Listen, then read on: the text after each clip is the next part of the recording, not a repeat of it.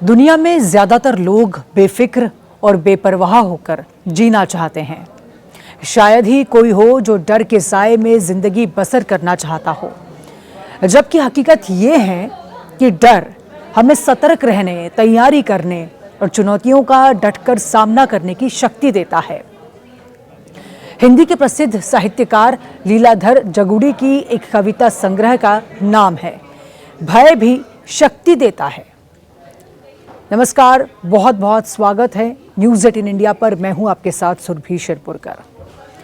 तारीख गवाह है, देश का इतिहास भूगोल तय करने वाली कई जंगें ओवर कॉन्फिडेंस में हारी गई। पानीपत की तीसरी जंग में मराठाओं की हार की तमाम वजहों में से एक वजह उनका अति आत्मविश्वास भी बताया जाता है। बहरहाल उस जंग की बात फिर कभी। अभी बात बांकीपुर के चुनावी दंगल की। बात 8 महीने पहले की है। बिहार की दशा दिशा तय करने का दावा करके चुनावी अखाड़े में शंखनाद करने वाले प्रशांत किशोर नित नए खुलासे से अपने विरोधियों का धुआं छुड़ाए हुए थे। आरजेडी, जेडीयू और बीजेपी सभी के रणबांकुरे बैकफुट पर नजर आते थे। पता नहीं पीके कब किसका कच्चा चिट्ठा खोलने लगे। यही सोचकर कईयों के दिन का चैन और रातों की नींद हराम रहती थी। यूं समझिए कि अपने तथ्य और कथ्य से पीके चौक चौराहे से लेकर ड्राइंग रूम तक चर्चा का सबब बनते हुए गए। सोशल मीडिया पर छाए हुए थे, लेकिन चुनावी समर का परिणाम क्या रहा? जिन नेताओं के खिलाफ पीके राशन पानी लेकर चढ़े हुए थे, वो सभी बिहार विधानसभा चुनाव जीतकर सदन पहुंच गए।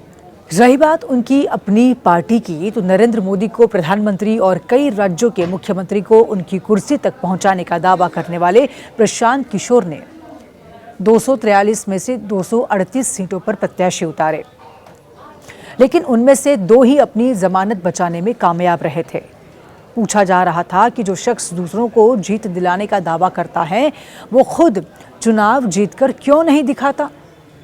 शायद इसी सवाल का जवाब देने के लिए प्रशांत किशोर ने इस बार बिहार की सबसे चर्चित सीटों में से एक पटना की हाई प्रोफाइल बांकीपुर को चुना है। पहले नवीन सिन्हा और फिर उनके बेटे नितिन नवीन पिछले लगभग 3 दशकों से यहां बीजेपी का झंडा बुलंद करते रहे हैं। अब चूंकि नितिन राज्यसभा चले गए हैं, इसीलिए खाली हुई सीट पर 30 जुलाई को उपचुनाव है। लेकिन सवाल वही, 8 महीने में ऐसा क्या हो गया कि पीके उस सीट से खुद ताल ठोकने लगे, जिसे बीजेपी का सबसे सुरक्षित गढ़ माना जाता है? आखिर वो कौन सी वजह है जिनकी बदौलत पीके महज 8 महीने पहले मिली पराजय की धूल झाड़कर नए जोश से खड़े हो गए हैं और अपने विरोधियों को ललकार रहे हैं?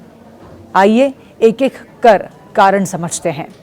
पहली वजह, भले ही जनसुराज के 338 प्रत्याशियों में 336 की जमानत जब्त हो गई, लेकिन उसे राज्य में 16.77 लाख वोट यानी कि 16,77,000 वोट मिले। चूंकि एक भी सीट पर जीत नहीं मिली थी, इसीलिए जनसुराज पार्टी का मनोबल टूट गया। लेकिन उसे पता चल गया कि शहरी युवा उसका साथ देने के लिए आगे आया था। पटना की बांकीपुर से ज्यादा राज्य की कोई सीट शहरी नहीं है। यहाँ कुल 422 मतदान केंद्र हैं और सारे के सारे शहरी, एक भी ग्रामीण नहीं। बांकीपुर विधानसभा क्षेत्र में वोटरों की संख्या 3,79,000 है। महज 7,895 वोटर 80+ वाले हैं। मुमकिन है वोटरों के इस गणित और भूगोल को पीके अपने लिए फायदेमंद मानते हों। चुनाव में करारी शिकस्त के बाद जनसुराज की आंतरिक टीम में भारी टूट फूट हुई। चमक दमक देखकर आए लोग पार्टी छोड़ गए।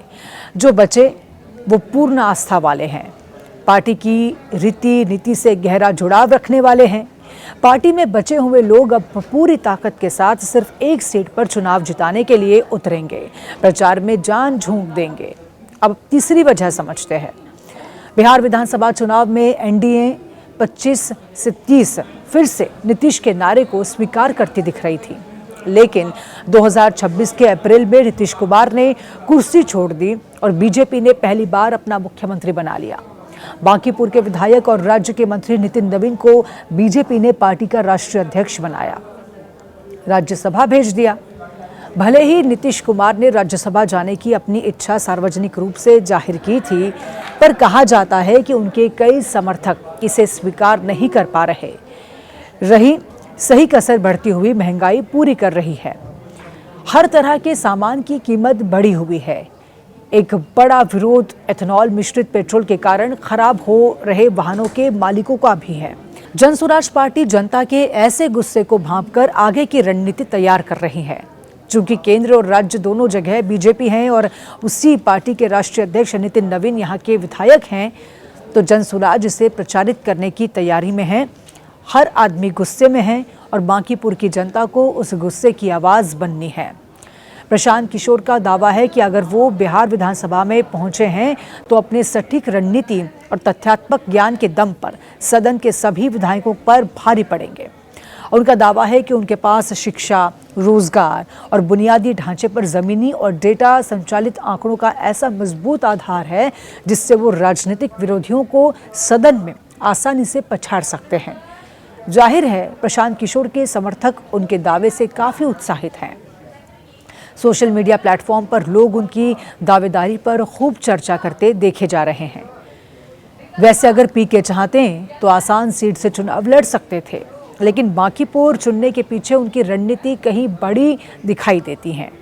वो जानते हैं कि अगर बीजेपी के सबसे सुरक्षित किले में सेंध लगती है तो उसका संदेश पूरे देश में जाएगा।